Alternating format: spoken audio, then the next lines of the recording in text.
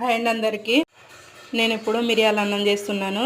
వాటికి కావాల్సిన పదార్థాలు: రైసు, మిరియాలు, జీలకర్ర, పచ్చిశనగపప్పు, మినపప్పు, ఆవాలు, కరివేపాకు, సాల్ట్, ఆయిల్, జీడిపప్పు, మిరియాల పొడి కొంచెం బరక మిక్సీ పట్టుకోవాలి. ఆ తర్వాత ఒక ముక్కుడు పెట్టుకొని అందులో 2 పావులు ఆయిల్ వేసుకొని శనగపప్పు, మినపప్పు, ఆవాలు వేసుకొని ఫ్రై అయిన తర్వాత పల్లీలు వేసుకోవాలి. పల్లీలు ఫ్రై అయిన తర్వాత కరివేపాకు, జీడిపప్పు వేసుకోవాలి. అవి ఫ్రై అయిన తర్వాత మిరియాల పొడి వేసుకోవాలి, 1 స్పూన్ వేసుకోవాలి. తర్వాత రైసు కలుపుకున్న తర్వాత మళ్ళీ వేసుకోవచ్చు ఘాటు చూసుకొని.